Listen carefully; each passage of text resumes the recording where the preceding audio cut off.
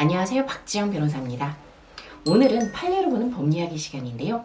2024년 1월에 판결이 내려진 대법원 판례 하나 소개하겠습니다. 소위 천대엽 판결로 이제 얘기가 되고 있는데요. 당시 주심 대법원 판사가 이름이 천대엽이었기 때문에 천대엽 판결로 불리고 있습니다. 부산의 한 전철역에서 일어난 사건입니다. 이 사안에 대해서 언론에서는 2018년도 성인지 감수성 판례, 즉 피해자, 성범죄 피해자의 진술은 함부로 배척하지 말아라 라는 취지의 판결에 뭔가 대척점에 서 있는 것 마냥 이제 여론에 나오기도 하는데요. 저는 꼭 그 얘기에 동의하진 않습니다. 제 개인 사견과는 별개로 이 사건을 좀 들여다보면요. 피해자는 전철 맞은편에 피고인이 있다, 내 옆으로 왔고 내가 빗겨 앉아 또 옆으로 앉아서 계속 팔을 흔들면서 부비부비했다라고 얘기를 합니다. 추행을 당했다는 취지인데요. 목격자의 말에 따르면 맞은편에 있다 온 건 맞지만 처음에는 이 중간에 누군가가 앉아 있었다. 이 사람이 나가고 나서 옆으로 왔고 빗기 앉아 옆으로 갔다. 팔을 이렇게 했던 건 맞다라고 얘기를 합니다. 굉장히 사소해 보이는 이 사실관계가요. 3심의 유죄를 무죄로 뒤엎는데 중요한 역할을 합니다. 1, 2심은 모두 유죄가 나왔는데요. 추행에 고의가 있다고 보았습니다.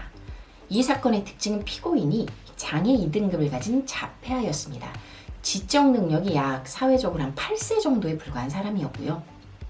1, 2심에서는 그럼에도 불구하고 피해자를 계속 쫓아다니면서 일부러 팔을 이렇게 했기 때문에 추행의 고의가 있다라고 봤습니다. 그런데 대법원은 추행의 고의는 내심의 의사고 결국 간접 사실로 증명을 할 수밖에 없는데 합리적인 의심의 여지 없이 확신이 들 정도가 아니라면 무죄 추정의 원칙에 따라 피고인의 이익으로 가야 된다. 이 사안의 경우에 맞은편에서 왔을 때 사이에 누가 있었고 이 사람이 나가자 빈자리를 채웠던 거일 수도 있다. 즉 10년 이상 이 피고인이 다녔던 정신과 의사의 소견에 따르면 빈자리를 채우는 그런 강박이 있었고 정동행동, 즉 반복적으로 어떤 몸을 흔드는 행동을 하는 것도 자폐의 특징이라고 합니다. 이런 부분들 때문에 결국 추행의 고의가 없어졌고요. 그래서 무죄가 나온 판결입니다.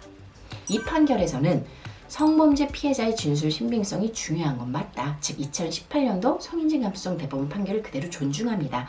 그러나 그 취지가 무제한적으로 혹은 무조건 유죄를 하라는 취지는 아니다.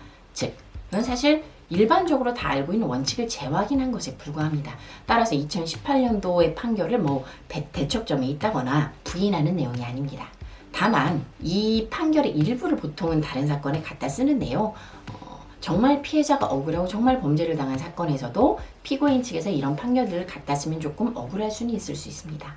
다만 제 개인적으로 무죄의 심증이 드는 가해자들의 사건을 맡았을 때 2018년도 이후에 다소 유죄 추정의 원칙처럼 과하게 피해자의 진술에 신빙성이 부여되는 것이 아닌가라는 생각이 들 때가 있었습니다. 이런 사례들은 제가 별도의 영상으로 좀 올려드릴 텐데요. 그런 경우에는 이번 판결이 큰 도움이 될 것 같습니다. 추가 문의 사항은 연락 주시기 바랍니다. 감사합니다.